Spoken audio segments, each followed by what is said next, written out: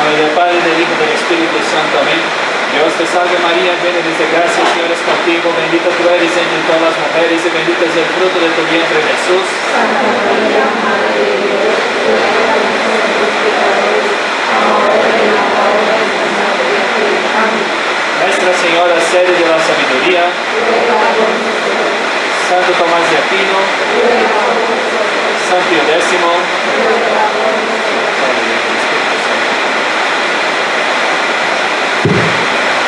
Bueno, va a ser un poquito raro. No estoy acostumbrado a hacer una conferencia con eso. Bien, ante todo, preguntas de la clase pasada, cuando hablamos de la misa de siempre, un poquito de la misa nueva. Bueno,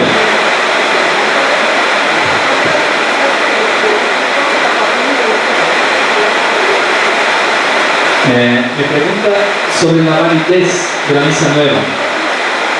Es un tema para discutir, ¿sí? No sé si voy a acordarme de todo, pero para la validez hace falta. Para la validez de cualquier sacramento, ¿no? Materia, forma y, aquí en el caso, intención.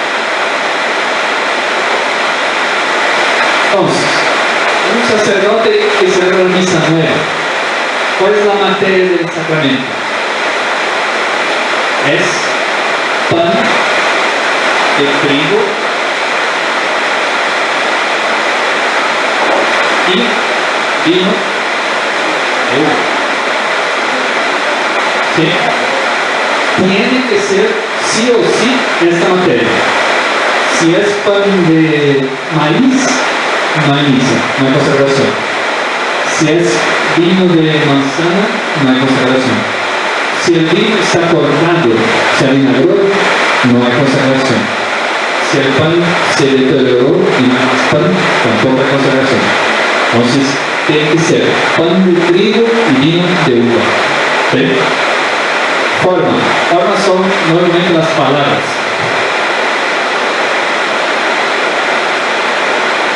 Por ejemplo, en el bautismo, yo te bautizo en nombre del Padre, del Hijo y del Espíritu Santo.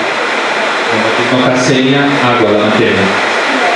Las palabras del sacramento, las esenciales que yo necesito tener para ser válido, es, cuando consagro el cuerpo, digo, esto es mi cuerpo. Punto. Con eso, el sacramento vale. ¿Sí? En latín hay una interjección, hay un enim, Ocresteni corpus meo. Pero dijo en castellano, es válido, dijo las palabras. ¿Sí? Y la consagración del cáliz, este es el cáliz de mi sangre. No me acuerdo bien a dónde terminan las palabras esenciales, pero creo que aquí hay otras palabras de la consagración que en el rey tradicional son esenciales, pero que puede ser esencial en la misa nueva sin todas estas palabras. Otras palabras, si digo las palabras, consagra, con la materia válida. Pero, y ese es el problema más grande, es la intención. ¿Sí? Tiene que tener intención, por lo menos, de hacer lo que siempre se hizo en la iglesia, hacer lo que hace la Santa Iglesia. Por más que no sepa así específicamente qué sea esa intención, pero si quiere hacer lo que hace la iglesia, consagra. Entonces, esas tres cosas: materia, forma, intención. Como yo les decía la otra vez, si una persona, si un sacerdote, durante la misa empieza a contar una historia. Nuestro Señor, el día de su pasión, tomó el pan y dijo: "Este es mi cuerpo". ¿Hay materia? Hay forma, sí, las palabras, este es mi cuerpo. Pero no hay intención de consagrar, la intención de contar una historia. Es una cosa muy difícil juzgar. Pero hay que tener esas tres cosas para juzgar: materia, forma y intención. Forma.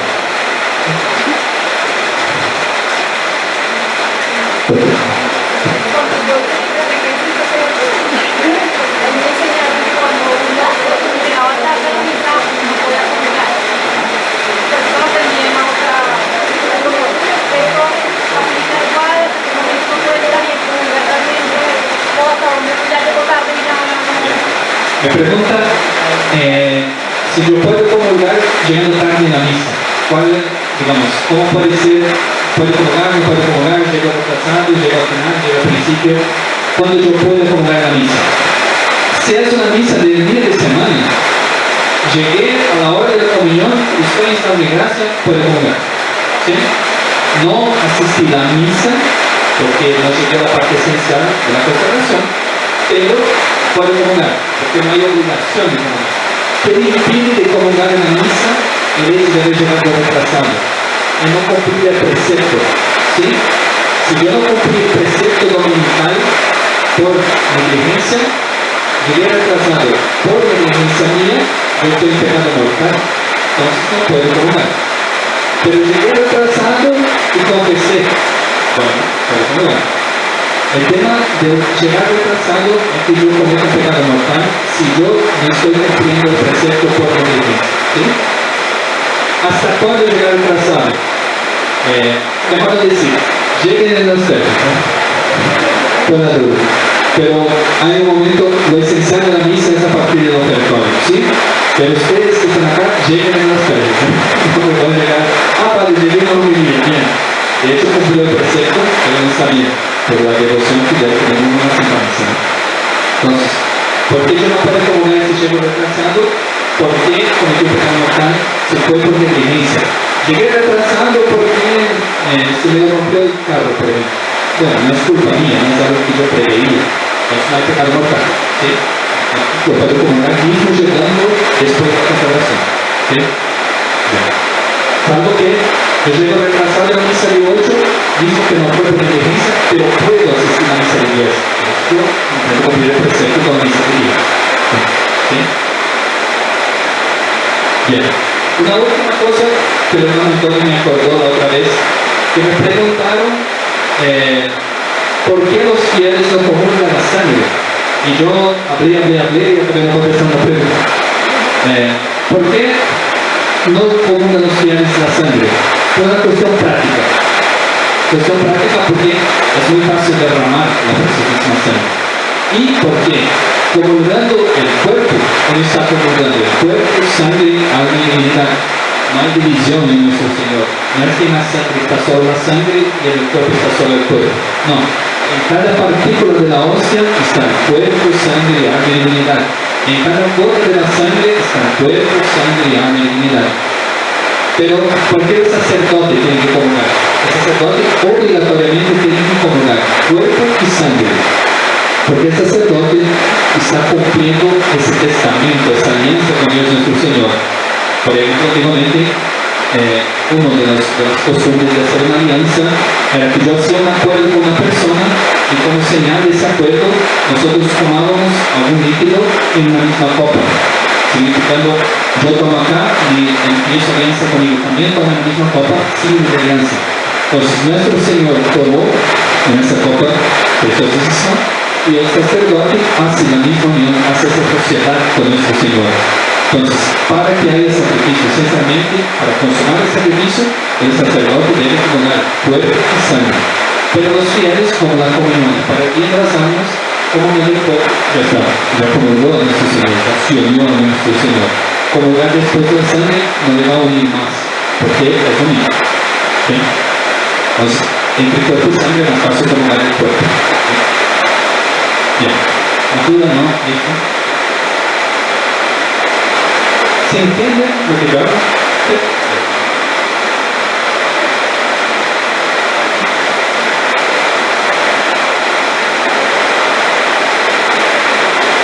Hoy vamos a hablar de dos pruebas de la religión revelada. Vamos a hablar de dos. Pruebas de la religión revelada. Como nuestro Señor sella su religión, para decir, esa es la mía y las otras no son. ¿Cómo?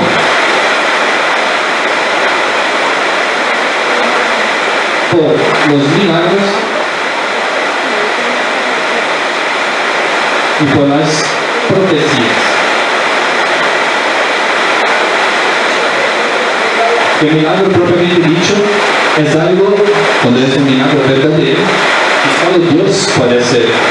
Entonces, si una persona predica que esa religión es verdadera y hay un milagro para probar, significa que Dios está testimoniando que esa palabra es verdadera.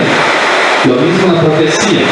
Si una persona profetiza, anuncia el futuro en nombre de Dios y esa profecía se cumple, significa que nuestro Señor está testificando que esa religión del profeta es la verdadera.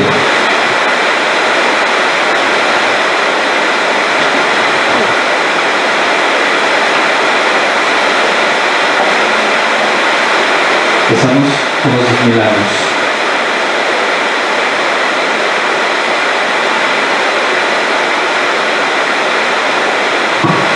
Tanto el milagro como la profecía son los sellos o firmas de Dios. Como las verdades sobrenaturales no pueden ser probadas mediante argumento racional, ya que superan la razón, la única prueba fehaciente para confirmarlas es la señal divina. Yo no puedo hacer un simple razonamiento lógico con ustedes, por ejemplo, para probar que la Santísima Trinidad es, de hecho, es un Dios de 3 personas. Yo no puedo probar por la razón. Entonces, ¿cómo yo sé que el sacerdote que me dice, o que la religión que me dice que la Santísima Trinidad existe, que Dios es uno y trino, cómo yo sé que es verdadera? Porque hay una firma de Dios nuestro Señor en esa verdad, que son primeramente los milagros. Es decir, con los milagros de la religión verdadera, Dios testifica que lo que dice esa religión es verdad. Porque no hay como probar racionalmente, no hay como hacer una serie de argumentos para decir a ustedes que Dios es uno y trino. Yo puedo acercarme a ese misterio como hace Santo Tomás, pero no puedo probar. Yo no puedo decir, probé la Santísima Trinidad, porque Dios es uno y es trino también.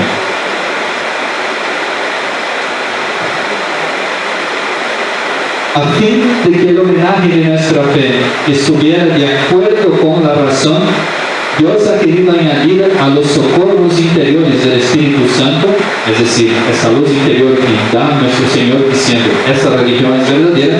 Además, Dios da pruebas exteriores de su revelación, es decir, hechos divinos y particularmente milagros y profecías. El modo exterior de que Dios testifica que su religión es verdadera. El milagro. Definición. Milagro es un hecho sensible que suspende las leyes ordinarias de la naturaleza, supera su fuerza y no puede ser producido más que por una intervención especial de Dios. Entonces, milagro hecho sensible. ¿Por qué? Para hacer prueba de la religión revelada. Por ejemplo, la conversión de un alma. ¿Puede uno decir, en cierta forma, que es un milagro? Sí. Pero no sirve como prueba de la religión revelada, porque no es un hecho sensible, no es un hecho comprobable exteriormente. Tenemos un milagro todos los días acá en el altar, que es la consagración, pero no se ve, es un misterio de fe. Entonces no sirve como prueba de la religión revelada. Para ver un milagro, condiciones.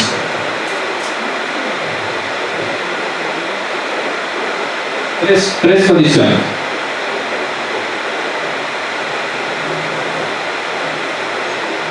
Que sea, como decía, un hecho sensible, capaz de ser probado y verificado por los sentidos.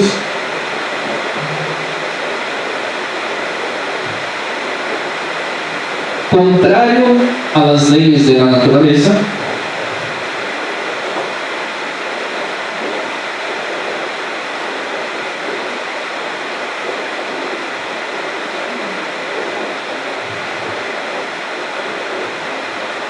Y requiere una intervención particular de Dios.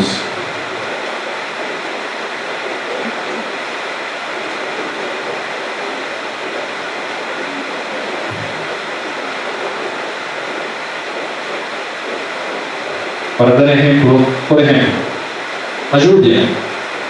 De hecho, parece un hecho milagroso, es un hecho sensible, uno puede decir, y se ha buscado la Sagrada Escritura ahí, que fue una intervención particular de Dios, pero para ser perfecto milagro, tiene que ser contrario a las leyes de la naturaleza. Si llovió cuando debería llover, está bien. Ahora, si llovió en el medio del desierto, ahí es un milagro.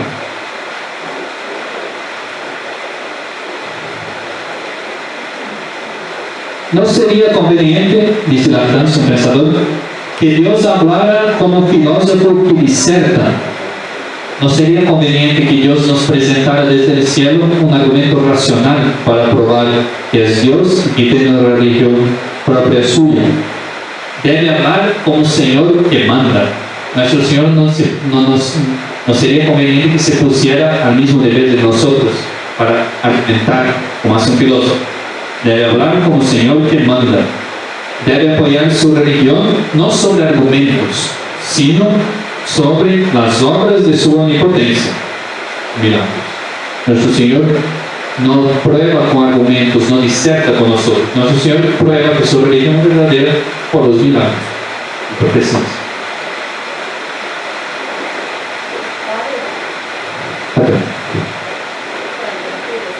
De esas tres condiciones, ¿cuál es la que debemos, como aplicar? Porque digamos, a veces el diablo hace un milagro, pero digamos, la intervención particular de eso es como, un milagro es de la divina providencia y el diablo hace imitaciones, pero como a veces tal vez lo hace con hechos sensibles o hace cosas con la ley de la naturaleza, ¿cómo podemos discernir? Pregunta cómo distinguir cuál de estas condiciones para distinguir un hecho de Dios de un hecho demoníaco. Ahora me escucha, ¿no? No, tiene que cumplir las tres. Si no cumple las tres, no es milagro. ¿Sí? Tiene que ser un hecho sensible, tiene que ser contrario a las leyes naturales y requerir una intervención particular de Dios, que solo Dios puede hacer. Por ejemplo, una persona descubrió sin ninguna intervención de teléfono, nada, un acontecimiento que ocurrió en China, por ejemplo, antes que nadie le anunciara. ¿Es un hecho sensible? Sí. ¿Es contrario a las leyes naturales? Sí. Pero es una cosa que el demonio puede hacer. El demonio es un ángel, entonces él puede moverse instantáneamente de un lugar a otro. Entonces el demonio puede hacer ese hecho. Entonces no es un milagro propiamente dicho. Es algo raro, pero no es un milagro, porque puede ser hecho sin una intervención particular de Dios. Pero, por ejemplo, crear, que es el ejemplo más clásico, ¿es un hecho sensible la creación? Sí. ¿Es contrario a las leyes naturales? Que de la nada salga algo totalmente contrario. ¿Puede el demonio hacerlo? No. Solo Dios puede crear. Solo Dios puede hacer que de la nada salga algo. Un ángel puede mover cosas, puede hacer cosas, por ejemplo, que el crecimiento de una planta se acelere, que una planta crezca instantáneamente, aparentemente, muy rápido. Pero crear propiamente, sacar algo de la nada y poner a la existencia, solo Dios puede hacer. Es un milagro propiamente dicho. ¿Sí? Padre, Cuénteme. si me permite intervenir en la experiencia muy de aporte. A veces se siente que los hechos sobrenaturales, a diferencia de los preternaturales, o sea, los demoníacos, son hechos que cumplen esas tres condiciones, pero son perdurables y permanentes, como una sanación de un enfermo que es perdurable y permanente hasta el último día de su vida y no recae, que cuando son hechos preternaturales, o sea, por el adversario, son temporales. O sea, la persona quizás mejore en la situación, pero un poco más adelante cae y hasta empeora. Claro, pero el tema ahí, y es muy importante eso, es que Dios va, con el milagro, va a poner en juego, digamos así, su omnipotencia. Entonces, si una persona está, qué sé yo, predicando un protestantismo, una falsa religión, o un culto de demonio, y hace una obra de esas rara, nuestro Señor no le va a mantener, porque está jugando ahí su omnipotencia, ¿sí? Entonces, si un hecho raro, que yo no sé distinguir, no puedo distinguir si necesita o no una intervención particular de Dios, pero que se juega la verdad divina y se mantiene, ahí es un milagro. Por ejemplo, el manto de Nuestra Señora de Guadalupe, que apareció en la tela de Juan Diego, ¿sí?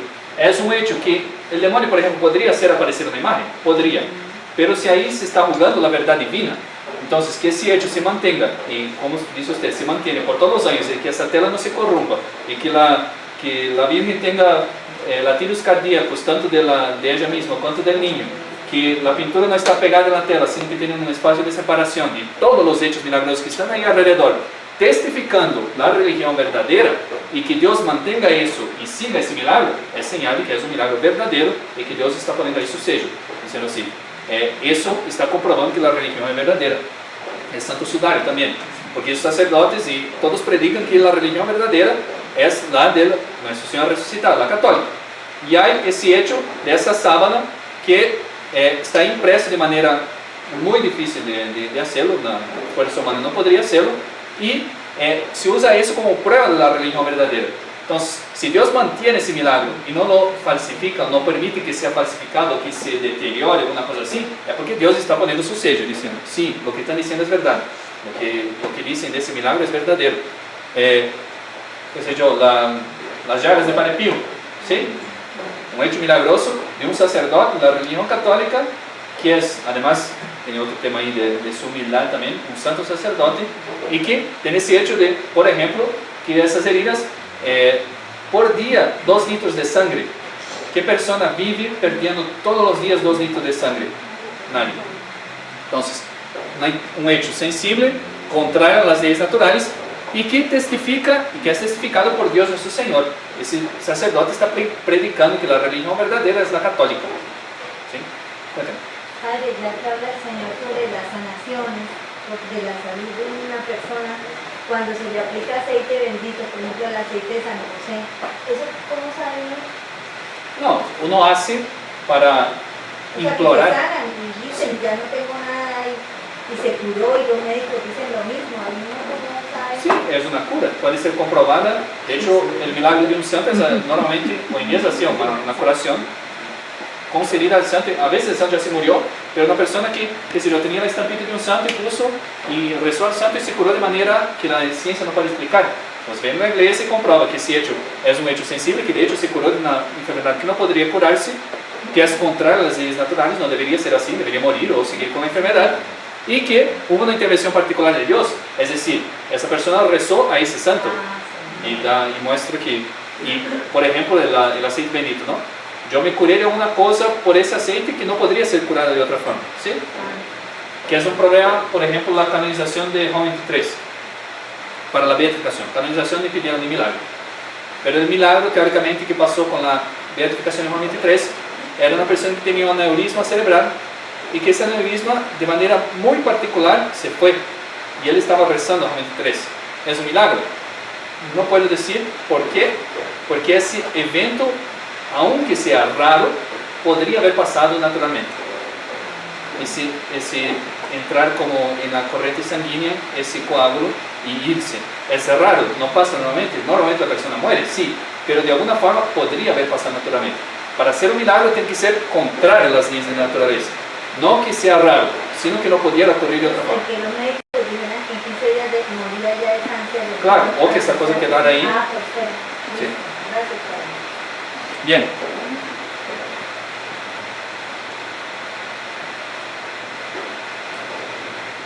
Ahí tengo una discusión acá que no voy a entrar. Pero el milagro, si Dios puso las leyes de la naturaleza, ¿por qué Dios se las suspende? Sería algo raro, ¿no? Dios que puso las leyes naturales. Justamente, Dios puso el orden de la naturaleza y usa de esa suspensión, en ese caso particular, de las leyes naturales para mostrar que la acción es suya. Si no hubiera orden en el caos, todo sería normal y no habría milagros. Pero como hay un orden, el hecho de que se suspende ese orden en un caso particular muestra la intervención de Dios nuestro Señor.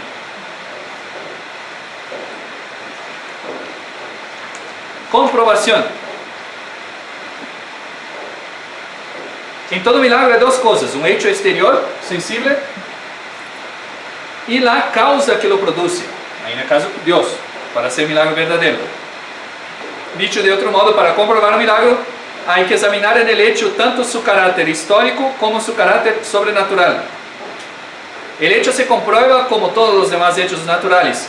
Si es un hecho presente, por el testimonio de los sentidos. Si pasó un milagro acá delante de mí, ¿cómo compruebo yo? Viendo, y hay varias personas que lo vieron lo mismo. ¿Por qué? Por ejemplo, quiere decir que el milagro del sol de Fátima fue una histeria colectiva. Encuentre en la historia 5.000 personas teniendo una misma visión de una misma cosa, y además otras cosas que pasaron ahí, ¿no? Las ropas estaban todas mojadas y secaron toda la ropa, varias cosas, ¿no? Pero quiere decir que era una histeria colectiva. Eso locura, histeria de los psiquiatras, ¿no? De esos psiquiatras. Entonces, si es un hecho presente, hay que ser comprobado por los sentidos, ¿sí? La curación, una curación milagrosa. Entonces yo veo que antes tenía una enfermedad comprobada, totalmente comprobada por la ciencia, y pasó después de esa oración o de lo que hicieron, de la llegada del santo, alguna cosa, al momento siguiente está curado. No es que desarrolló la curación del modo natural, sino que está totalmente curado, y la permanencia de esa curación también. Entonces, si es un hecho sensible, por el testimonio de los sentidos. Si es un hecho pasado, por el testimonio de la historia. Ah, pero entonces, ¿cómo voy a creer que es un milagro si es por el testimonio de unas personas? Bueno, ese testimonio de esas personas son personas dignas de fe, son varias personas, no es una persona que vio, pasó el milagro, varias personas, y personas de índole probada, personas dignas de fe. Y además, muchísimos milagros que perduran en la historia. Testimonios numerosos, constantes y uniformes. ¿Qué sé yo? Estoy estudiando si un milagro realmente pasó, no lo vi, soy la Santa Sede, estoy investigando, hay un milagro acá, no sé, ya pasó, fue una curación. Pero tengo el testimonio, en el caso si no tuviera el testimonio de la ciencia, ¿no? Tengo el testimonio de varias personas que separadamente investigadas y entrevistadas dicen lo mismo, pasó lo mismo. El hecho está comprobado, hay una curación. Son varias personas de diferentes clases, de diferentes momentos que comprueban el mismo hecho, con un testimonio uniforme. Es digno de fe. Ah, padre, pero yo no puedo tener certeza porque no lo vi. Bueno, si fuera así, de todas las cosas que ustedes saben, 90% ustedes no la vieron. Fue porque su padre le contó, su mamá le dijo, porque le enseñaba al profesor. Así son las cosas humanas. Y Dios usa de ese modo también para comprobar su milagro.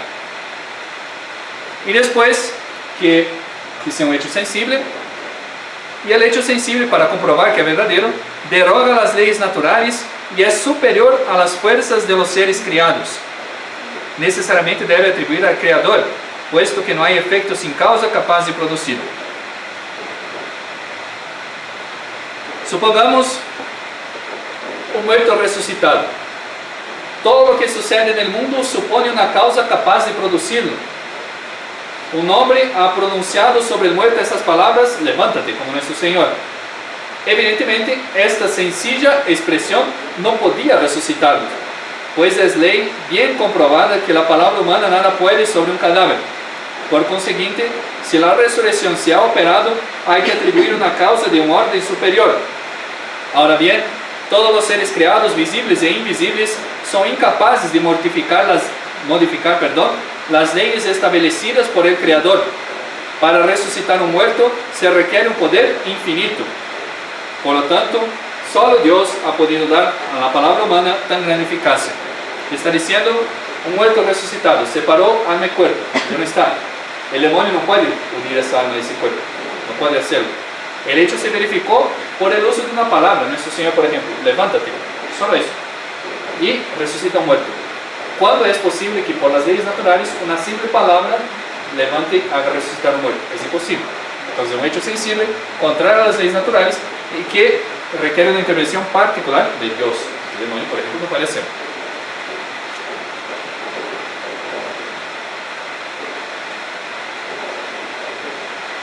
Para distinguir de los hechos científicos, en todos los procedimientos de la ciencia hay siempre un intermediario entre la causa y el efecto. Por ejemplo, la curación, por ejemplo, de una enfermedad. Hay una causa, que es el médico que habla a la persona y cura la enfermedad que tiene. Pero entre la palabra y la curación inmediata no hay ese intermediario entre causa y efecto. Se puede repetir los fenómenos científicos tantas veces como se quiera. El hecho milagroso no. Solo cuando Dios da esa virtud particular a algún santo o nuestro Señor mismo. Fuerza probatoria del milagro. Un solo milagro perfectamente comprobado demuestra la divinidad de una religión, porque Dios no puede aprobar el error. ¿Sí? Dios no puede aprobar el error. Entonces, si hay un hecho milagroso, verdadero, hecho sensible, contra las leyes naturales, y que requiere la intervención de Dios, y que ese hecho está ahí, fue realizado para testificar una verdad, Dios no puede equivocarse. Esa verdad que se afirma es un hecho. Como nuestro Señor, que no le daréis ninguna prueba sino el testimonio de Jonás. Que como Jonás quedó 3 días y 3 noches en la ballena, para decir de su resurrección, ¿no? Y nuestro Señor está diciendo, yo soy Dios, yo soy el Mesías, ustedes están viendo, y voy a dar como prueba mi resurrección. Claro, el hecho de que resucitó mismo nuestro Señor prueba la verdad de lo que dice. No podría ser que Dios testificara algo que fuera falso, con un hecho milagroso.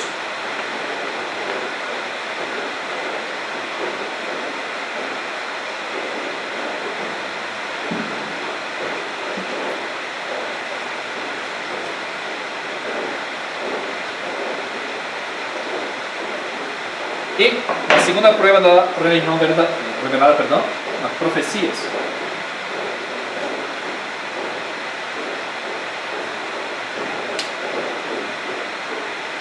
Definición, ¿qué es la profecía propiamente dicha? La profecía es la predicación cierta de un acontecimiento futuro cuyo conocimiento no puede deducirse de las causas naturales. Si yo digo que mañana va a llover en Bogotá, eso no tiene nada de profético. Porque es muy común que llueva todos los días en esa época en Bogotá. Entonces, predicción cierta, es decir, no es una coyuntura. Yo creo que esa persona que está enferma va a morir. Eso no es profecía. Predicción cierta. Va a morir mañana, por ejemplo, o va a morir aquí 3 días. De un acontecimiento futuro, cuyo conocimiento no puede deducirse de las causas naturales. ¿Qué sé yo? Me puede prever un eclipse, por ejemplo, con mucha certidumbre hoy en día. Bien, pero eso se deduce de las causas naturales. Para ser profecía, tiene que ser un hecho que no se puede deducir de las causas naturales. La profecía, es lo que estaba diciendo, se diferencia esencialmente de la conjetura. Es cierta la profecía, ¿no? La profecía es cierta y absolutamente independiente de las causas naturales. El profeta, no es que el profeta sienta, investiga los tiempos, ve lo que está pasando, va a llover mañana en Bogotá. No. El profeta, sin usar de las causas naturales, dice, por iluminación de Dios nuestro Señor, va a pasar tal evento en tal acontecimiento, por ejemplo. Requisitos, condiciones para la profecía verdadera. Eso que les venía diciendo. Que la predicción se haga antes del acontecimiento. Yo creo que el 31 de mayo va a llover en Bogotá. Bueno, ese puede decir con toda certeza. Anterior al evento. Es decir, tiene que ser previsión de un hecho futuro.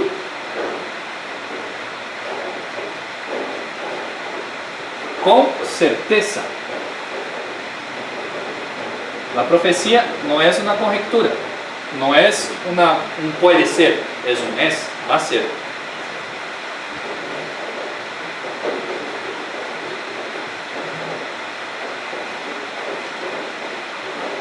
Y ninguna inteligencia creada pueda preverlo.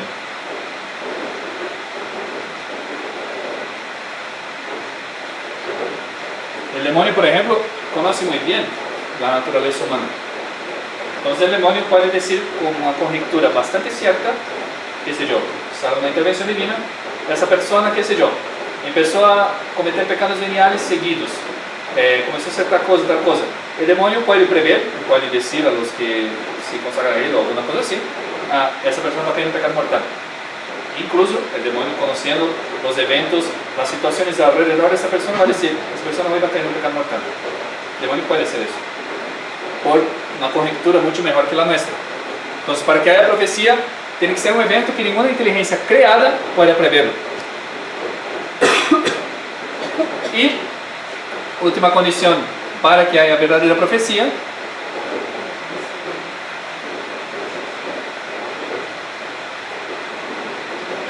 que el hecho se cumpla.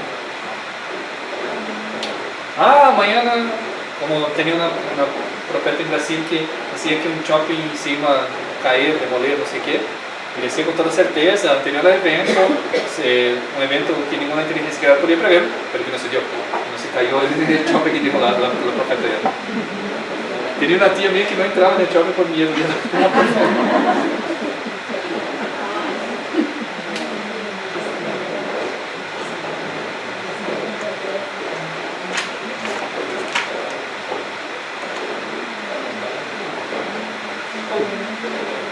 Bien, esas condiciones para profecía. Va a entrar un momento un tema espinoso acá. Espero que ustedes no me pregunten nada. Una pequeña intervención para tomar un poquito de profundidad del tema de profecía. Ayer revisaba una vez más las profecías de Akita en Japón y recordando la coherencia que tienen con las profecías desde Nuestra Señora de la Salud, la reina de las profecías, con Nuestra Señora de Fátima, incluso con Lourdes, en términos como la apostasía de nuestros tiempos y otros temas de intervención supernatural que van a suceder para nuestros hijos, incluso en coherencia con las profecías en Ecuador de Nuestra Señora del Buen Suceso. Pensaba yo, ya un poco fuera de lo sagrado, lo siguiente, sin querer entrar en el pensamiento de Dios. La profecía son hechos conocidos por las potencias espirituales porque están más allá del tiempo y del espacio. Digo yo, más si son hechos que ya se sabe que van a suceder, se sabe, la Santísima Virgen llora y sangran las estatuas por las pérdidas de tantas almas y se sabe que van a suceder. Me preguntaba yo muy ingenuamente, Padre, ¿por qué no hay una mayor intervención divina para prevenir eso que ellos ya saben que va a suceder e intervenir en la historia del hombre, más allá incluso de nuestro libre albedrío y no permitir que eso que ya está profetizado que suceda, porque normalmente las profecías casi siempre no son para anunciar cosas muy buenas, sino normalmente cosas difíciles. Por ejemplo, la gran apostasía y el cisma en la iglesia de nuestros tiempos. No es mi opinión de la iglesia misma, porque yo escribo en mi tema ahora, tengo la libertad del hombre, digamos. Como yo decía 2 o 3 conferencias atrás, Dios, por ejemplo, podría haber creado robots, sí, personas así, todas que fueron totalmente virtuosas, que hicieron todos actos, todo el mundo viniera a la misa domingo, comulgara, tuviera su familia, muchos hijos, en todo. Dios podría obligar a crear personas así, robots, sí, pero ¿qué da más gloria a Dios? ¿Esos millones de robots o una persona que pudiendo pecar, como dice la epístola esa, que pudiendo pecar no pecó? ¿Qué da más gloria a Dios? Una persona que libremente acepta la voluntad de Dios, libremente. Entonces, para preservar la libertad, es el mismo caso de Lázaro, ese de la Sagrada Escritura que se murió, que nuestro Señor cuenta la historia de Lázaro, que parece que realmente existió Lázaro, no es solo una parábola. ¿Sí? Sí. Y no el Lázaro resucitado, el que se murió y que comía las migajas de su Señor en el piso, ¿se acuerdan? Sí, exactamente. O sea, no es para ahora. Parece, no puedo decir 100% porque la iglesia no definió, pero parece que sí, porque nuestro Señor incluso dice el nombre de la persona. Entonces ese rico Epulón que estaba en el infierno, él pedía, pero bueno, entonces diga a mis hermanos que no lleguen acá. Nuestro Señor tiene los profetas que los escuchen. Claro, entonces no el tema de la profecía es que nuestro Señor con la profecía deja todavía abierto a la libertad humana y que nosotros podamos aceptar la profecía y hacer actos de virtud y de conversión, y esos actos dan mucho más gloria a Dios que si Dios nos obligara a alguna cosa. Dios no obliga, Dios deja libre. No quiere que pequemos, seguramente, pero deja la libertad. Y esa libertad y ese acto libre da mucho más gloria a Dios. ¿Sí? Me inquieta todavía, gracias Padre, me inquieta aún todavía, aunque sé que no querrá usted entrar ahí, no sé por qué, el tema de las profecías y anuncios de Garabandal, que no está aprobada, que está ahí esperando a ver, pero no se han cumplido algunas cositas importantes anunciadas a Conchita Alonso. Bueno, entonces, ¿qué hace uno con estas profecías? Si es un anterior evento, si hay certeza, si ninguna inteligencia creada puede prever, y si se cumple, es verdadero, pero si no se cumple, el demonio puede hacer. No voy a meter en Garabandal. Entonces, ¿cómo se puede conciliar la presencia de Dios con la libertad del hombre? Ese es el tema que yo no quería meter. Dígame. La profecía, el discernimiento que lleva a la profecía. Claro, el discernimiento de una verdadera profecía, ¿cómo yo puedo tener certeza que es profecía? Hoy en día yo tengo, gracias a Dios, la voz de la iglesia, ¿sí? El magisterio de la iglesia me va a decir si es profecía verdadera, si es milagro verdadero o no. Entonces, gracias a Dios no soy yo que tengo que decir si la profecía es verdadera o no, ¿sí? Qué sé yo, por ejemplo, Nuestra Señora de Fátima. Nuestra Señora de Fátima fue aprobada por la iglesia. Entonces, los secretos de Fátima, las profecías de Fátima son verdaderas. Entonces, ese es el tema. ¿Quién me dice si la profecía es o no es hoy en día para nosotros, la iglesia? Esa es la iglesia. Los profetas del Antiguo Testamento, por ejemplo, ¿quién me dice que es verdadero? La misma Sagrada Escritura, que es infalible, porque la iglesia dice que la Sagrada Escritura es infalible, ¿sí? Es la palabra de Dios. Entonces, estas son verdaderas profecías, eventos que, aunque ya ocurrieron, fueron profecías en su tiempo.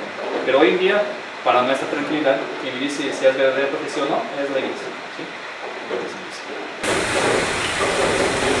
¿Cómo se puede conciliar la presencia de Dios con la libertad del hombre? Si Dios sabe todo, ¿el hombre es libre? No me pregunte nada. Primero, la razón nos dice que Dios conoce lo porvenir y que nosotros somos libres. Eso es todo. Ya en el orden natural hay muchas cosas que no podemos comprender. Con mayor razón, pues no podemos pretender comprender perfectamente los arbitrios infinitos de Dios. La criatura limitada y finita no puede comprender lo infinito. Eso para dar una introducción al tema, entonces no me pregunten. Segundo, la ciencia de Dios, el saber de Dios, el conocer el futuro, está mal dicho eso, no es bien así. No es que Dios conoce el futuro, Dios conoce todo. No es que hay futuro para Dios, no es que Dios está de nuestro lado mirando, yo sé lo que va a pasar. No, Dios ve todo presente. La ciencia de Dios no destruye nuestra libertad, porque Dios ve nuestras acciones tales como son, es decir, libres. Dios ve todo lo que hacemos. El padre Calderón decía, para no equivocarnos, que nosotros tenemos la costumbre de mirar acá, pensando el futuro para allá, ¿no? Entonces Dios está acá con nosotros y dice, usted acaba de pecar y acá usted se va a condenar. Como si Dios estuviera empujando nosotros al pecado. ¿Sí? Dios sabe. Pero no hay que mirar así, hay que mirar a Dios arriba. Dios ve todo presente, toda mi vida, todo lo que pasó. Y me crió y sabe lo que estoy haciendo, y sabe, infelizmente, que he caído, y me da gracias para no caer. Pero no es que Él está mirando mi vida como si fuera un ciclo. No, Él ya ve todo, y Él sabe. Y Él sabe que, aunque, qué sé yo, 20 millones de personas se condenen, qué sé yo, algunas personas se salvan, y eso da mucha gloria a Dios. El ejemplo más clásico, por ejemplo, el pecado original. ¿Por qué Dios permitió el pecado original? Una desgracia, ¿no? Todo lo que pasó del pecado original, guerra, muerte, todo un desastre. ¿Por qué Dios permitió? Porque Dios ve todo. Y Dios sabe que acá en ese medio de esa historia está un evento que da mucho más gloria a Dios do que todos los pecados del mundo, que es nuestro Señor.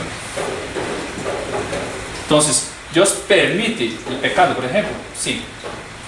Y permite y da gracias para la virtud también.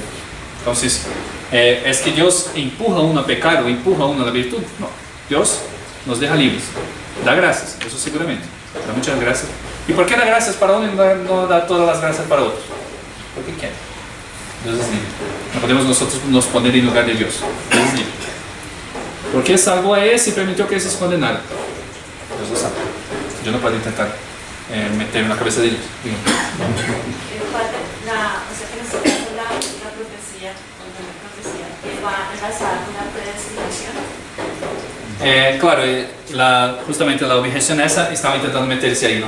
Porque como va a profetizar, entonces si profetiza una cosa es porque ya sabe. Entonces ya sabe, entonces yo no tengo más libertad, entonces ya estoy determinado a condenarme, ¿sí? O a salvarme, ojalá. No, es que ese es el tema. No es que, por ejemplo, para que Dios ilumine un profeta, ¿no? Está el profeta acá, ¿no? Siempre los profetas son barbudos.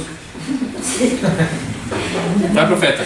Para que Dios ilumine al profeta, Dios está acá mirando lo que va a ocurrir y le dice, mira, va a pasar tal cosa, ¿no? Va a ocurrir tal cosa. No, es que Dios ve todo ya en presente. Ele só dice al profeta, profeta, acá va a pasar eso. Y yo ya sé, acá está. No es que yo estoy empujando las cosas a ocurrirem así, sino que estoy anunciando algo que ya sé que va a pasar. Y va a pasar, todo va a pasar. Todo nuestro Señor ya sabe cuándo va a terminar el mundo. No es porque sabe, porque está mirando desde el pasado hacia el futuro, sino porque mira todo presente. Nuestra muerte para Dios nuestro Señor es presente. Nosotros ya morimos y ya nacimos y ya estamos salvados. Ya estamos en el cielo. Dios está en presente. Es difícil meter eso en la cabeza, porque nosotros estamos educados y hechos así para el tiempo. Es difícil entender un eterno presente, muy complicado. Pero no es que Dios también mira el tiempo como nosotros miramos, como si fuera algo que va a pasar. No, para Dios nuestro Señor está pasando ahora. Sí. Padre, de pronto se me ocurre que si los seres humanos tuviésemos libertad en plenitud total, como un cuerpo resurrecto como el de nuestro Señor Jesucristo, seríamos libres. Pero en mi humilde opinión creo que no somos libres, pero lo que definitivamente sí tenemos es libre albedrío para decidir entre el bien y el mal. No, somos perfectamente libres, eso la Sagrada Escritura dice, pero es que la libertad no está para el fin, la libertad está para los medios. El problema es que el mundo moderno entiende mal la libertad, el liberalismo entiende mal la libertad, como si yo pudiera elegir lo que que va a pasar con mi alma, por ejemplo, como si yo pudiera elegir el futuro. No, el fin, Dios nos dio libertad, el fin está determinado, es el cielo, para todos.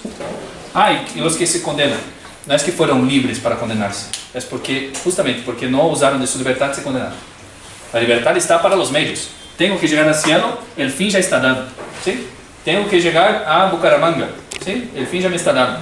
El medio yo puedo elegir. Voy en carro, voy en avión, voy caminando, voy en bicicleta, no sé. El fin ya está dado, ya nos viene dado impreso en la naturaleza. No hay opción para el fin, no hay libertad. No llegar al fin es faltar a la libertad. Pecar es faltar a la libertad. El que peca es esclavo del pecado, como dice San Pablo. Entonces, el fin ya está dado, es el cielo. Y hay perfecta libertad para los medios. Yo puedo llegar a ese fin siendo sacerdote, casado, soltero. Puedo llegar a ese fin muriendo luego después del bautismo. Pero el fin ya está dado. La libertad, y eso es importante, hay solo libertad para los medios.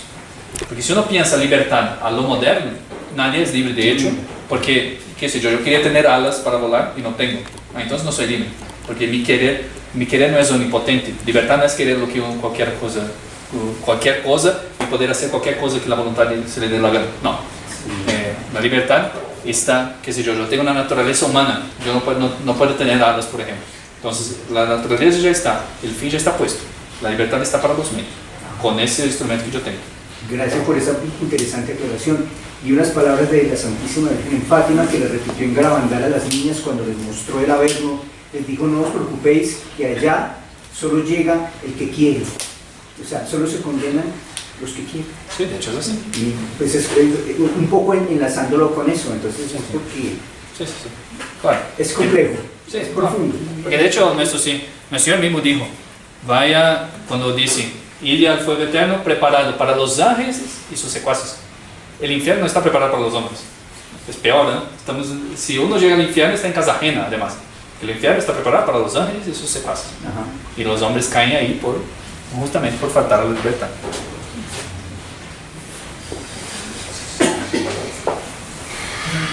Tal vez, continuando el tema de la predestinación, tal vez toda la dificultad viene de la palabra prever. Si yo digo que Dios prevé el futuro,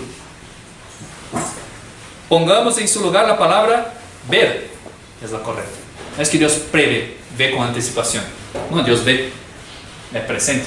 No es que Dios está sentado a nuestro lado previendo y diciendo, va a pasar tal cosa. No, Dios está viendo, está pasando para él. Y la dificultad desaparece. Dios ve, no sé si va a desaparecer la dificultad, pero espera. Dios ve con una visión simple y eterna todo lo que para nosotros todavía es futuro. Lo que va a pasar mañana, nosotros podemos prever, o qué sé yo, una persona para prever que vaya a hacer tal cosa. Dios no prevé, Dios ve. ¿Sí? Ya pasó, no es que ya pasó, es que está pasando. Comprobación de la profecía.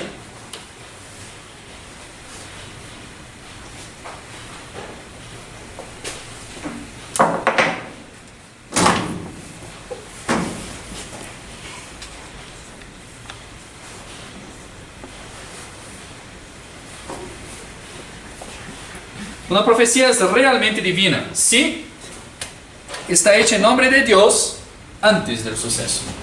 Eso es lo principal, en nombre de Dios.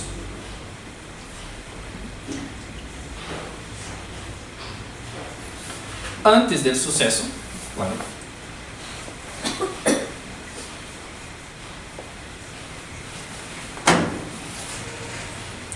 según la predicción,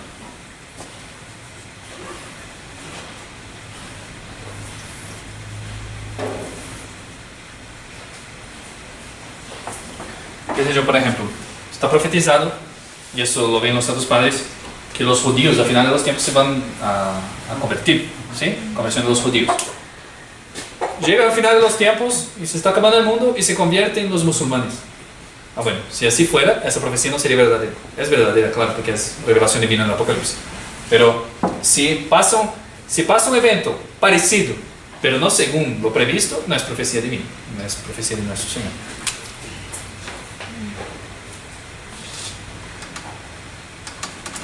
Si no es el efecto de la casualidad, o de la causalidad, creo, de casualidad.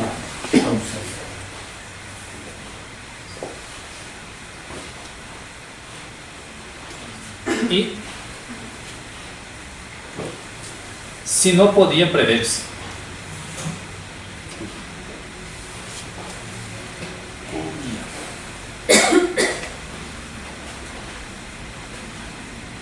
como yo les decía el ejemplo del eclipse, ¿no? Es antes del suceso, de hecho se da el eclipse, no es de casualidad, no es, pero se podría prever por las leyes naturales. Valor probatorio de la profecía. Dios no puede confirmar, así como el milagro, el error con la autoridad de su palabra.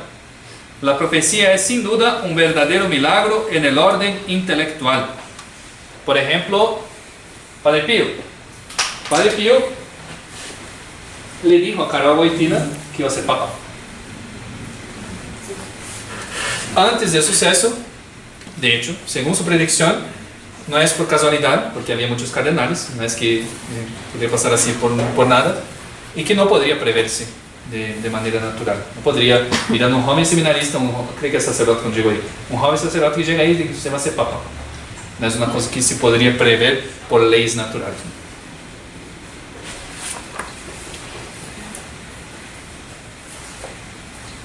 Después, hace un adeno al padre. Ya voy terminando, ¿no?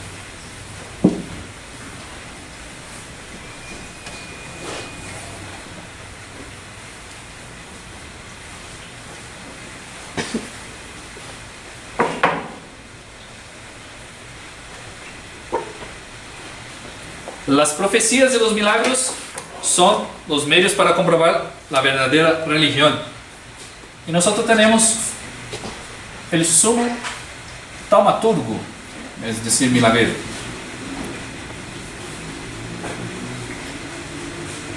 nuestro Señor. ¿Cuánto predicó nuestro Señor y cuántos cantidad de milagros que hizo para comprobar su doctrina? Para confirmar la verdad de lo que dice y para mostrar que Dios estaba en medio de los hombres. Por ejemplo, la resurrección misma que él hace. Es muy bonito, los santos padres dicen que Elías y Eliseo, de hecho, por intermedio de Dios, claro, pero hacen resurrecciones del Antiguo Testamento. Pero tienen que hacer muchas oraciones y dan vueltas y se acuestan sobre el difunto y va y vuelve y hacen oraciones y todo más. Nuestro Señor, levántate. Lázaro, sale afuera. Así nomás. Para mostrar la omnipotencia de Dios, ¿no? Encomiendas del profeta. Claro, Dios podría haber dado al profeta también esa potestad de con una palabra hacer resucitar por virtud de Dios, claro. Pero justamente hace esa distinción nuestro Señor para mostrar, ese es hombre, guiado por mí, pero es hombre todavía. Y si me ensució, no, yo soy Dios, levántate, solo eso. No hace falta hacer todo el esfuerzo y oraciones y demás. Nuestro Señor hacía los milagros por sí mismo, o sea, por su propia virtud y sin recurrir a otro poder distinto del suyo. Dice el mismo nuestro Señor para comprobar los milagros que hizo son verdaderos, para comprobar su doctrina por los milagros, perdón. Si no queréis creerme a mí, creed a mis obras. Y también las obras que mi Padre me concedió hacer, esas dan testimonio de mí. Eso para mostrar la importancia de los milagros. No es porque se divertía Dios en hacer milagros, no. El milagro está para cumplir y para testificar la verdad de lo que nuestro Señor dice. Si Él dice, soy Dios, y hace un milagro para comprobar, como por ejemplo la resurrección de Lázaro, es que cuando Él dice, soy Dios, es verdad. Dios no podría haber testificado una falsificación. Y nuestro Señor, claro, es el sumo profeta.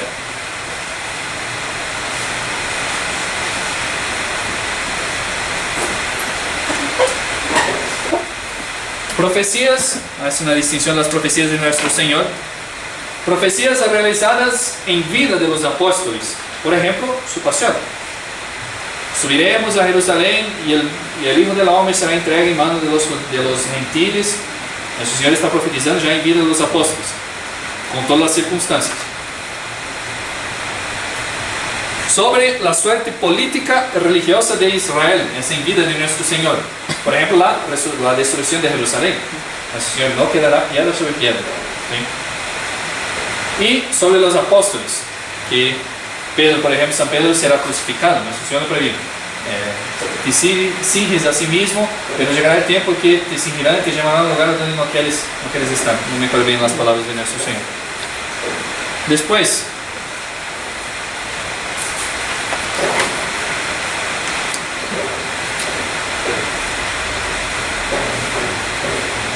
profecías en vida de los apóstoles,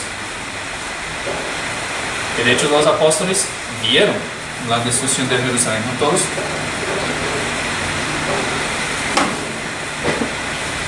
Profecías sobre la iglesia.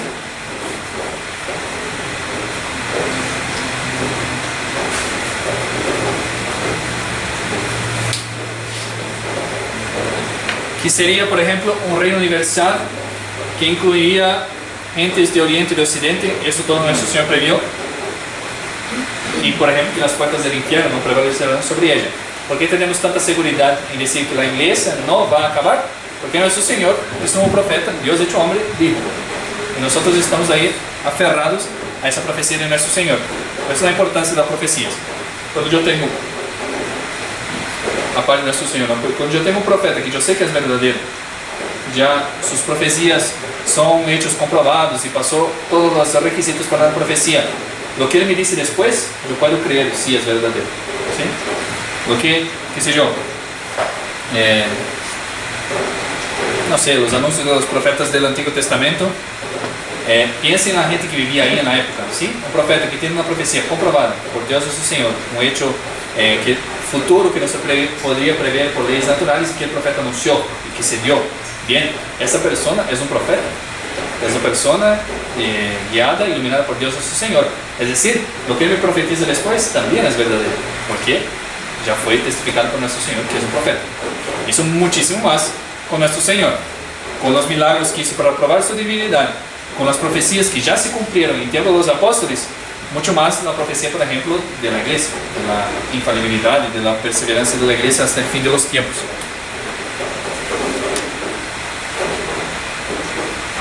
Y profecías sobre el fin de los tiempos.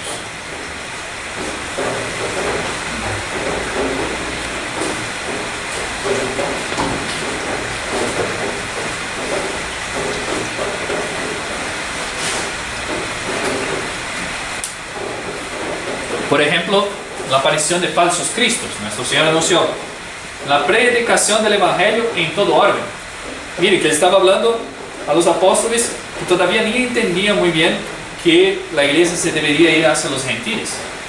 Para ellos estaban mirando todavía el reino, que la salvación de los judíos, como mismo nuestro Señor dice. Y mismo así nuestro Señor ya anunció que se predicará el Evangelio en toda la tierra. Y es interesante que antes de ser predicado el Evangelio en toda la tierra, nuestro Señor ya dijo que iba a haber una apostasía de las naciones. ¿Qué es apostasía? Apostasía es abandono de la fe. ¿Cómo va a haber apostasía? Porque Dios, nuestro Señor, está mirando. Yo sé que el Evangelio va a ser predicado sobre toda la tierra, y yo sé que toda la tierra iba a haber una apostasía general de esa fe predicada.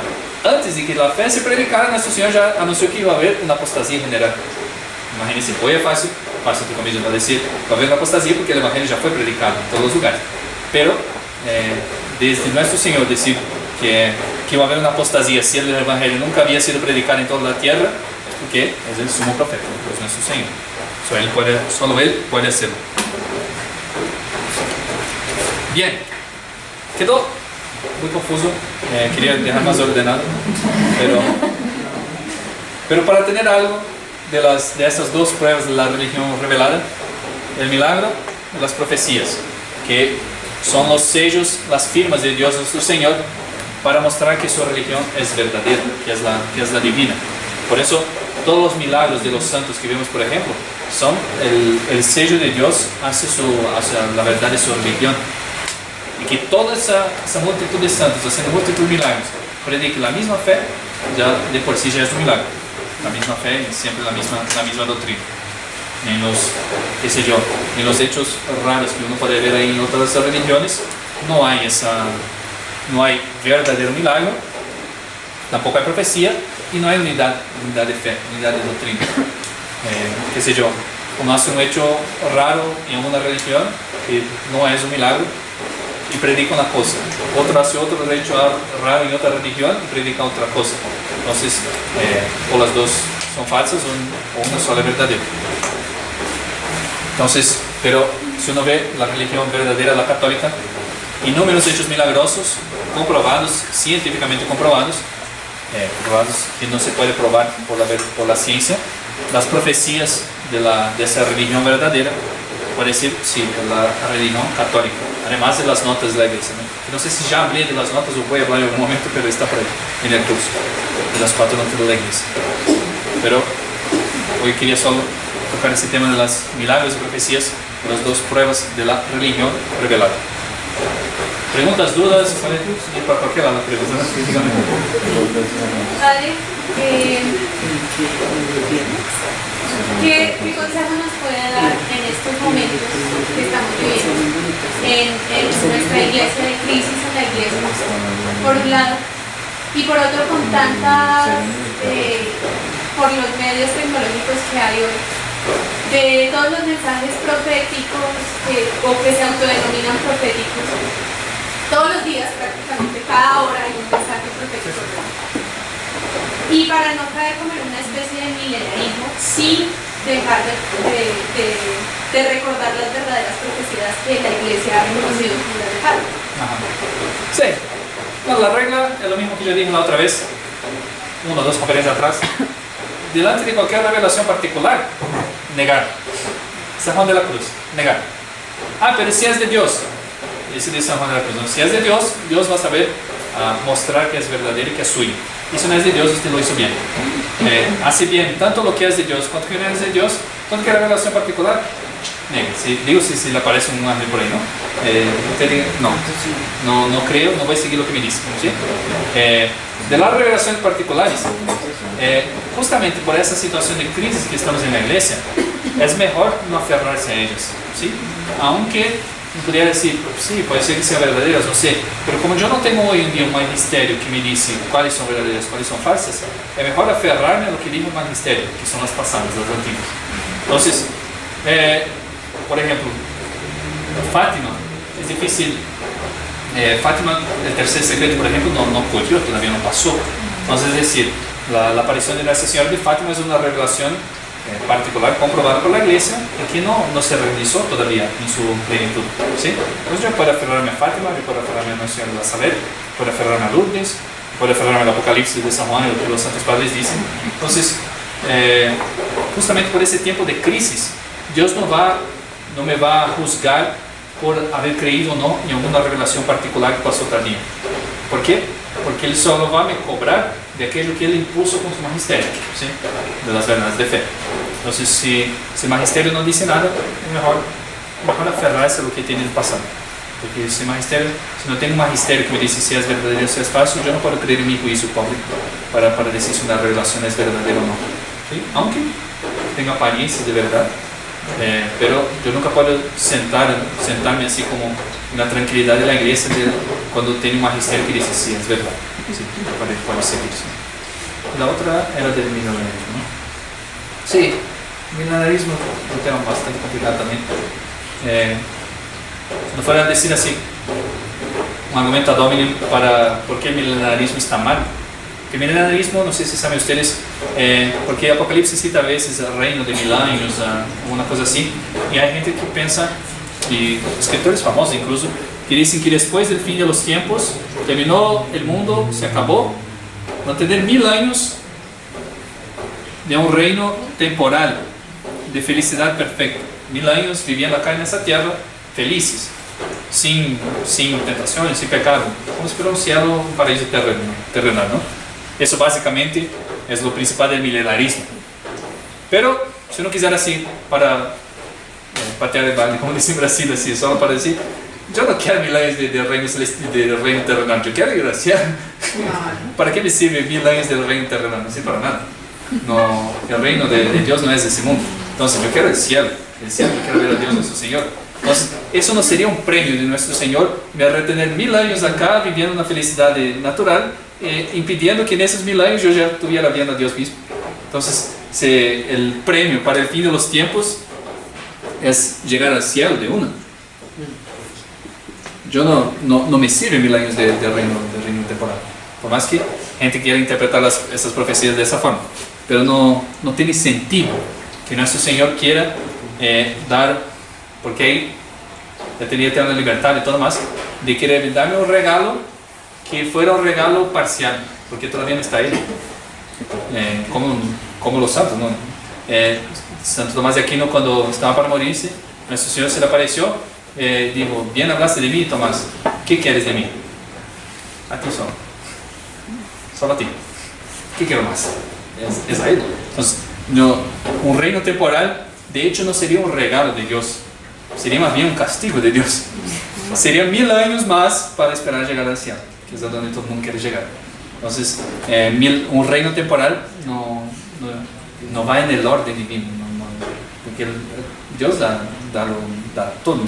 Porque, qué sé yo, teóricamente en ese reino temporal, si es un reino de felicidad perfecta, la gente ya no puede más pecar, ¿sí? Ya no hay más pecado.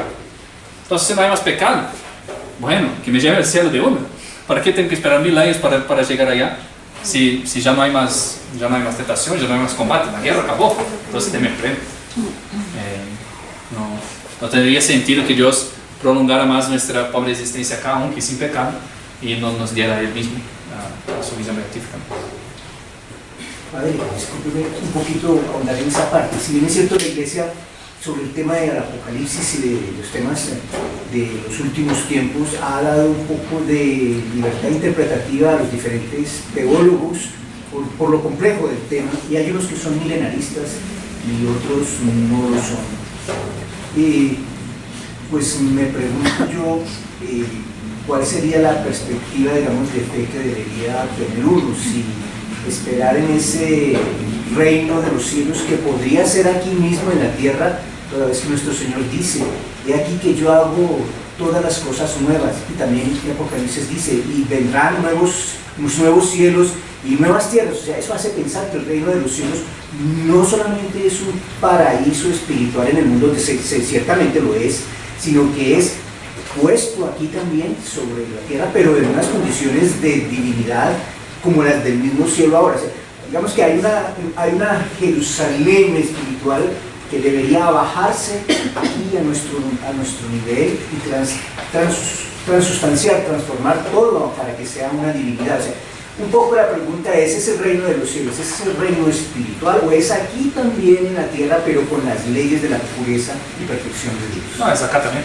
porque en el reino de los cielos yo voy a estar, después del juicio final, voy a estar cuerpo y alma. ¿De dónde va a estar mi cuerpo? Va a estar ahí a donde quiere estar yo, ¿no? Sí. Pero yo puedo venir a esa tierra también. Entonces el reino, el cielo es un lugar físico. De hecho, es así. Nuestro Señor está ahí y Nuestra Señora también. Entonces, el reino de los cielos es la visión beatífica. Ver a ti, Dios Padre, y al Hijo a quien enviaste. Esa es la alegría y la beatitud del cielo, que es contemplar a nuestro Señor. Pero eso no impide que yo todavía tenga un cuerpo. ¿Qué sé yo? Uno lee Boécio, ¿qué es Boécio? Uno lee su descripción de la visión beatífica, da la impresión que uno va a estar ahí. Sí. Por toda la eternidad. Sí. En éxtasis. Sí. No, digamos, el tema es que la visión beatífica es claro, por un milagro de Dios, pero es una iluminación intelectual, ¿sí? Que Dios mismo va a ser, como una vez yo he explicado a ustedes, ¿no? Que cuando uno conoce el árbol, siempre el bonito arbolito y el feo hombre, ¿no? Porque yo no sé dibujar un hombre. ¿Qué sé yo? Cuando yo conozco el árbol, hay una imagen intelectual en mi cabeza de ese árbol que llegó y yo puedo mirar para el otro lado y me acuerdo, no solo por la memoria, sino porque creé en mi intelecto la idea de un árbol, a punto de yo poder ver un árbol que nunca había visto y decir es un árbol, que yo tengo la idea de algo en mi cabeza. Y ese proceso que acá se hace naturalmente, en el cielo, ¿quién va a hacer las veces, digamos así, de imagen que va a llegar a mi cabeza? Es la propia divinidad, es Dios mismo. Es algo impensable, ¿sí? No hay como concebir eso. Pero quien va a mirar la luz, y es esto lo llaman lumen gloria. Lo que me va a informar mi intelecto en el cielo no son las cosas que yo veo, sino Dios mismo. Es en Dios que yo voy a ver todo. Yo voy a ver mi pasado, mi presente, mi futuro en Dios. Yo voy a ver la creación en Dios. Yo voy a ver a las otras personas en Dios. Yo voy a ver a los ángeles en Dios. Todo voy a ver en Dios. Es Dios mismo que hace las veces de esa imagen que acá yo conozco por los sentidos, ¿no? En el cielo. Y eso es el cielo, esa es la visión beatífica. Solo que se hace con un cuerpo. Yo tengo un cuerpo. Y ese cuerpo, qué sé yo puedo estar con la visión beatífica y hoy yo quiero ir a Marte, por ejemplo. Voy a Marte. Hoy yo quiero ver a dónde yo nací. Bueno, voy allá. Pero estoy con la visión beatífica, estoy viendo a Dios mismo. No es que yo paro de ver a Dios y voy a visitar mi casa, no. Haciendo lo que estoy haciendo, estoy con lumen gloria en mi cabeza. Ese es el cielo, ¿no? Sin perder mi individualidad. Claro, sí, seguramente. Y el infierno también es un lugar. Solo que el infierno, por lo que eso es probable, es una verdad de fe, probablemente está en el centro de la tierra. Y ahí están y ese es lo terrible de la condenación, que esos no pueden salir. Esos ahí están. Fuego eterno. Entonces, no sé por qué fui tan por la... El Consejo Pontificio de Diálogo Interreligioso sacó un documental que habla de Jesucristo, el agua viva, portador del agua viva, que habla acerca de todo lo de la nueva era. Y ahí explica de que terminó la era, es como si hubiera habido una era que se llamaba Piscis, comenzó la nueva era, que es Acuario. Claro. Y eso, ¿qué lógica tiene en realidad para que el interreligioso esté hablando de algo así, como para... Claro, porque hay lecturas de esa gente de nueva era que hasta nuestro Señor era la era, no sé. De Piscis. No, hasta nuestro Señor era una otra era, no me acuerdo cuál era. Y claro, La era de Tauro. pues, después viene la era de peces. Y después del Consejo Vaticano II viene una nueva era. Porque yo hago eso en broma, pero ellos están jugando un poco ese tema. Había una canción que se cantaba en la misa, donde yo iba a misa nueva en la época. El nuevo Pentecostés ya llegó. Es decir, ellos dicen que la era de peces terminó en la época del Concilio Vaticano II y ahora empezó una nueva era. Y que dicen que para la iglesia es la era del Espíritu Santo. Porque no me acuerdo cuál dicho que es la nueva era, ¿no? Si es Paloma, tiene alguna cosa que ver con el Espíritu Santo. Y claro, ellos hacen esa división, ¿para qué? Para un diálogo interreligioso, para decir así, esa cosa que ustedes dicen de las eras tiene algo de verdad, ¿sí? Que es mentira, es falso, ¿no? Todo falso. Puede ser que tenga las constelaciones, por ejemplo, eso es un hecho científico, ¿no? Pero que esas constelaciones dominan una era como si fueran determinismos de mi destino, ¿no? Pero ellos dicen, eso es un poco de verdad, porque de hecho pasó un evento importante en la iglesia que cambió las cosas, ¿no? Y que antes mirábamos la teología del sacrificio, de la cruz y todo más, y ahora no, ahora Espíritu Santo, la misericordia de Dios, el nuevo Pentecostés. Entonces, ellos intentan hacer eso para justificar un poco la teología moderna. Es como si se acabara el patriarcado y acabó con la era de crisis el patriarcado ya tenía. Claro, porque ellos además dicen que, yo no me acuerdo, pero el modo de escribir Nuestro Señor en griego tiene lo mismo que escribir pescado, tiene alguna cosa que ver con el pescado. Entonces dice Nuestro Señor, claro, la era de peces es la era de Nuestro Señor, ¿no? Pero no va a empezar la era del Espíritu Santo, una nueva era, ¿no? Pero una tentativa muy mala de meterse, pero están todos muy malos. Portador de Jesucristo, portador del agua viva, pero lo sacan para que directamente uno se informe que es la nueva era. Claro. Cuéntame. Padre, yo tengo una pregunta con respecto a las profecías que son como condicionales, que Nuestro Señor, la Virgen dice, si por ejemplo, el caso de Rusia, si Rusia no se consagra al Inmaculado Corazón, son los procesos errores para el mundo. Bueno, no pasó y digamos es como probable que pasó, pero digamos, existe la posibilidad, son dos preguntas. ¿Existe la posibilidad que en un futuro de pronto hubiera otra aparición, digamos, aprobada por la Iglesia que fuera así condicional, pero que el caso que pasara fuera algo similar a lo que pasó con Jonás, con Nínive, que realmente pues, el pueblo se convirtió en un castigo, ¿no? Pero entonces, en ese caso, ahí va la segunda pregunta, es, Nuestro Señor trataría como de comprobar de todas maneras que esa profecía era cierta a través de otra manera, porque como no sucedió el hecho, pero realmente sí había una profecía detrás de eso. Claro. Sí había como una continuación. Sí. Claro, en el caso de Nuestra Señora, como en la revelación de la Sagrada Escritura, ella misma pone la condición, ¿no? Ella dice, si no se convierte, Rusia desparramará, si el Papa no consagra a Rusia al corazón, desparramará sus errores, perdón. Nuestra Señora misma pone la condición, ¿no? Sí. Pero en la Sagrada Escritura ya no hace falta que el mismo profeta ponga la condición, porque es la misma Sagrada Escritura de la realidad que ya está, y tiene además la verdad del profeta que ya hizo otras profecías, entonces es un profeta de Dios. Entonces, ¿por qué, por ejemplo, cuando Jonás anuncia que sería destruida, por qué ellos hacen penitencia? Porque ellos ya sobreentendían y sabían que estaba una condición ahí, va a ser destruida, pero si ustedes no hacen penitencia, ¿sí? Él no puso explícitamente la condición, pero se sobreentendía por la verdad, la virtud o la comprobación o la santidad del profeta, de Jonás, que, bueno, entonces vamos a hacer una cosa para intentar que esa profecía tenga efecto. ¿Por qué profetizó? Si era solo para decir que iba a ser destruida, no me servía para nada, pero Nuestro Señor justamente hizo la profecía para que la gente se convirtiera, y de hecho fue así, se convirtió y Nuestro Señor no destruyó, ¿no? Entonces, la comprobación ahí, por más que no haya las palabras como Nuestra Señora, está comprobada por la santidad del mismo profeta, ¿no? Lo que él dice es verdadero. Y de hecho, él, es gracioso porque Jonás no quería hacer la profecía, y dice, si yo hago la profecía, se va a convertir. Y él quería que fuera destruir. Él quería como ponerse en lugar de Dios a su Señor, como diciendo así, no, yo creo que esa gente no vale nada que se destruya, ¿no?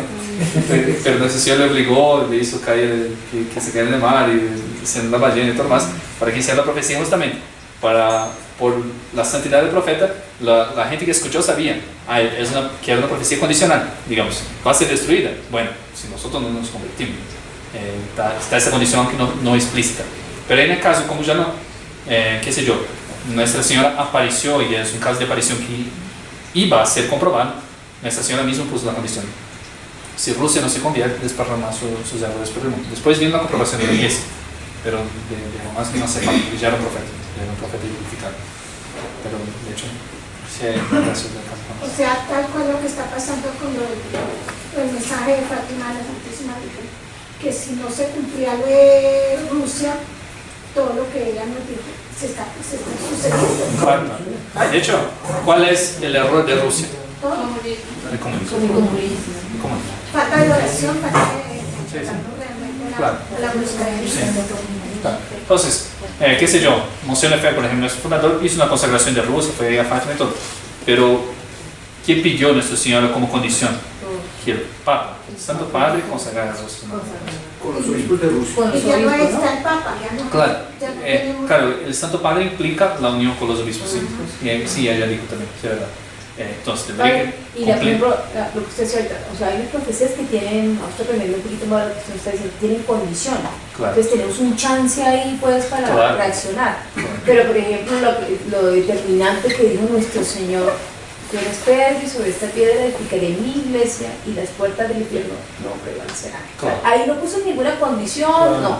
no Sí. prevalecerán, o sea, es algo firme. Claro, por más que seamos muy miserables y que la crisis sea muy grande, está la promesa. Nuestro Señor no puso como condición: si ustedes se llevan bien y se mantienen, no prevalecerán. No prevalecerán. Ya está decretado. Porque Él, claro, porque además es, pero más firme. claro, porque además es Dios, ¿no? Ya Sí. vio que no va a prevalecer, que por su gracia también. Sí. Bueno, empezamos una Ave María. En nombre del Padre y del Espíritu Santo. Amén. Dios te salve María, llena eres de gracia, el Señor es contigo, bendita tú eres entre todas las mujeres y bendito es el fruto de tu vientre, Jesús. Santa María, Madre de Dios, ruega por nosotros pecadores, ahora y en la hora de nuestra muerte. Amén. Nuestra Señora, sede de la sabiduría, Ruega por nosotros, Santo Tomás de Aquino, ruega por nosotros, San Pío X, ruega por nosotros.